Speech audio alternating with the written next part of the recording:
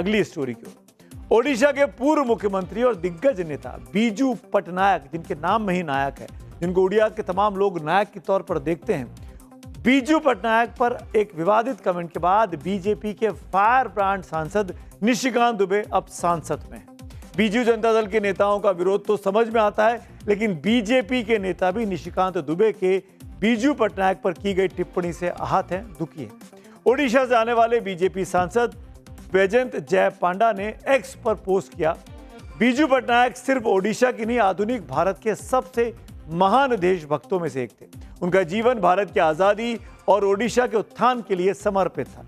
उन्होंने ये काम एक पायलट, एक उद्योगपति, एक राजनेता और वैश्विक संकट मोचक के रूप में किया। उनके हीरो जैसे मिशन, कूटनीतिक और रक्षा पहल से हमारे नवजात गणराज्य को मजबूती मिली। इतनी बातों के बाद आखिर में पांडा अपनी ही पार्टी के सांसद निशिकांत दुबे का बगैर नाम लिए कहते हैं कि उनकी देशभक्ति पर लांछन लगाना निराधार और साफ साफ हास्यास्पद है। पांडा यहां तक लिखते हैं कि बीजू पटनायक पर इस तरह के हमले अशोभनीय, अज्ञानतापूर्ण और पूरी तरीके से अस्वीकार्य है।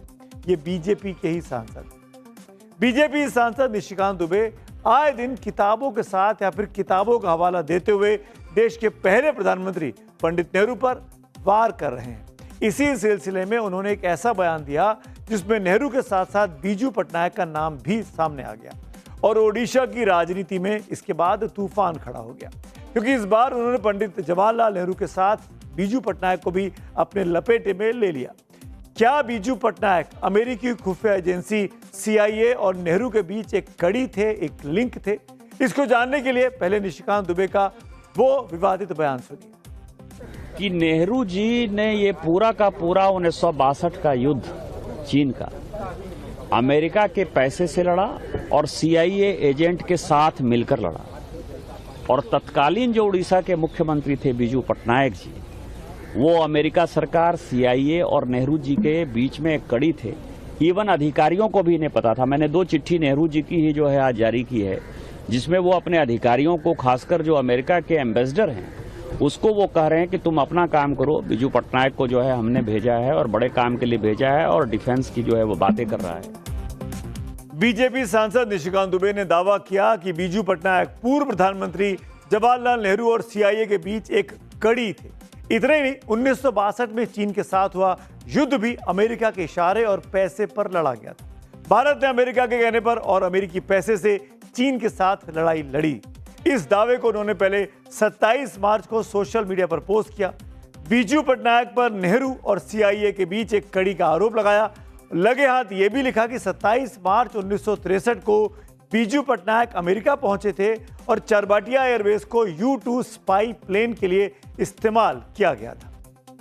निशिकांत दुबे की इस टिप्पणी पर तीखी प्रतिक्रियाएं सामने आई, लेकिन सबसे तीखी प्रतिक्रिया बीजू पटनायक के बेटे और ओडिशा के पूर्व मुख्यमंत्री नवीन पटनायक की तरफ से आई, जो बीजेपी के साथ लंबे समय तक NDA के गठबंधन में साथ ही रहे। I think Shri Dubey MP needs some mental doctor's attention for saying these outrageous things. Shri Nehru put an office next to his in Delhi while Biju Babu was still Chief Minister of Odisha to do the tactics and fight the Chinese. नवीन पटनायक ने याद दिलाया उन्होंने खुद कि भारत चीन युद्ध के समय वो मात्र 13 साल के थे और बीजू बाबू चीन के हमले से बहुत गुस्से में थे। इसीलिए बीजू बाबू के अपमान का सवाल उठाकर पार्टी सांसद सस्मित पात्रा ने संचार और सूचना प्रौद्योगिकी की स्थायी संसदीय समिति की सदस्यता छोड़ दी, क्योंकि इसकी अध्यक्षता निशिकांत दुबे कर रहे थे। उनकी टीम का वो हिस्सा नहीं रहना चाहते। Biju Janata Dal does not disturb the House, but today we want to place on record our serious protest against the disparaging, false and concocted statements made by MP Shri Nishikant Dubey ji against Shri Biju Patnaik ji. He's called Biju Patnaik ji a CIA agent. This is the level to which today the ruling party has fallen to say that Biju Patnaik ji is a CIA agent. उनके वक्तव्यों में उन्होंने जो references दिए हैं नेहरू जी को लेके और फिर बाद में यूएस और दूसरे लोगों को लेके अत्यंत दुर्भाग्यजनक है। मैं स्पेसिफिकली बीजू बाबू पे इसलिए कहना चाहता हूं क्योंकि बीजू पटनायक जी केवल उड़ीसा के नहीं, भारत के नहीं, पूरे विश्व में एक स्टेट्समैन की हैसियत से जाने जाते हैं। एक राजनीतिक व्यक्तित्व उनका व्यक्तित्व नहीं था। बीजू पटनायक एक वक्त कांग्रेस के दिग्गज नेता हुआ करते थे। 1961 में जब वो ओडिशा के मुख्यमंत्री बने थे तो उनकी उम्र 45 साल थी। हालांकि ओडिशा का मुख्यमंत्री होना उनकी पहचान का एकमात्र छोटा सा हिस्सा है। वे फ्रीडम फाइटर, स्वतंत्रता सेनानी थे, साहसी पायलट थे, ओडिशा के दो बार मुख्यमंत्री रहे। द्वितीय विश्व युद्ध में रॉयल इंडियन एयरफोर्स में उन्होंने सेवा की। भारत छोड़ो आंदोलन के दौरान उन्होंने हवाई जहाज से पर्चे बांटे थे। 1947 में इंडोनेशिया के स्वतंत्रता सेनानियों को जकार्ता से बचा कर लेकर आए थे। ये उड़ान आज भी साहस की मिसाल मानी जाती है। 1962 के चीन युद्ध में उन्होंने भारतीय सेना को हथियार और सप्लाई पहुंचाने में बहुत अहम भूमिका निभाई थी। बीजू बाबू की राष्ट्रभक्ति पर विवाद जब बढ़ा तो निशिकांत दुबे ने भी सफाई दी, जिसे बीजू पटनायक को उन्होंने पहले नेहरू और सीआईए के बीच एक कड़ी करार दिया था। उन्हें बड़ा स्वतंत्रता सेनानी कहा और एक तरीके से अपने पुराने बयान से पीछे लौटने की ओर इशारा किया। साथ ही यह भी निशिकांत दुबे ने कहा कि बीजेपी ने बीजू बाबू के सम्मान में कोई कमी कभी नहीं रखी। बीजू पटनायक जी बड़े स्वतंत्रता सेनानी थे। भारतीय जनता पार्टी ने उनके सम्मान में कभी कोई कमी नहीं रखी। जब कांग्रेस ने बीजू बाबू के साथ जो है अन्याय किया तो जनसंघ और भारतीय जनता पार्टी ही जीत हो उनके साथ थी। बीजू बाबू बिहार के प्राइड नहीं थे क्या? 1937 में जो है बिहार से उड़ीसा अलग हुआ, वो प्राइड बिहार के नहीं है क्या?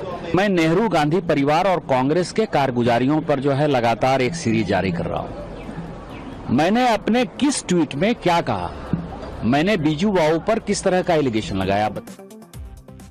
ऐतिहासिक तथ्य ये बताते हैं कि 1963 में बीजू पटनायक नेहरू की मंजूरी से अमेरिका गए थे। वहां उन्होंने रक्षा मंत्री रॉबर्ट मैकनमरा और सीआईए अधिकारियों के साथ मुलाकात भी की थी। इसका मकसद चीन के खिलाफ खुफिया और रक्षा सहयोग था, खासकर एविएशन रिसर्च सेंटर और चरबटिया बेस की स्थापना को लेकर। यह सहयोग भारत की सुरक्षा मजबूत करने के लिए था। निशिकांत दुबे के बयान के बाद एनडीए के दो पुराने साथियों के बीच बढ़े इस विवाद में एक महत्वपूर्ण पहलू याद रखना चाहिए। बीजेडी और बीजेपी का गठबंधन बहुत पुराना और लंबे अरसे तक चलने वाला रहा है। 1998 में शुरू हुआ यह गठबंधन 2009 तक पूरे 11 साल तक चला। इस दौरान साथ मिलकर 3 लोकसभा चुनाव और 2 विधानसभा चुनाव दोनों पार्टियों ने लड़े भी। नवीन पटनायक ने अटल बिहारी वाजपेयी की सरकार में मंत्री का पद भी संभाला था। 2000 और 2004 के ओडिशा विधानसभा चुनाव में दोनों पार्टियों ने मिलकर कांग्रेस को परास्त किया। लोकसभा चुनाव भी दोनों ने साथ लड़े, लेकिन 2009 में सीटों के बंटवारे को लेकर दोनों के बीच विवाद हुआ और बीजेडी और बीजेपी अलग अलग हो गए। तब से अलग अलग। एक और बात, बीजू पटनायक नेहरू के साथ रहे, लेकिन इंदिरा गांधी कैसे लोकतंत्र के रास्ते से भटक रही हैं, इसको सबसे पहले भांपने वाले नेताओं में बीजू बाबू थे। आपको याद दिलाऊं, जिनको नहीं याद है, बात है 25 जून 1975 की, जब दिल्ली के रामलीला मैदान में जयप्रकाश नारायण की रैली हुई थी। वहां जेपी ने अपने भाषण में सेना और पुलिस से भी इंदिरा सरकार की बात नहीं मानने के लिए आह्वान किया था। जब भाषण देकर जेपी आए तो बीजू बाबू ने उनसे कहा कि जेपी, अब इंदिरा गांधी आपको भाषण देने लायक नहीं छोड़ेंगी, वो आपको जेल में डाल देंगी। इस पर जेपी और मोरारजी देसाई दोनों ने कहा कि नहीं, वो ऐसा नहीं करेंगी, कुछ भी हो वो जवाहरलाल नेहरू की बेटी हैं। तब बीजू ने जवाब दिया कि वो जवाहरलाल की बेटी थी, अब संजय गांधी की मां है। बीजू की सोच का ये पहलू उनके लोकतांत्रिक समझ को साफ साफ दर्शाता है। और अब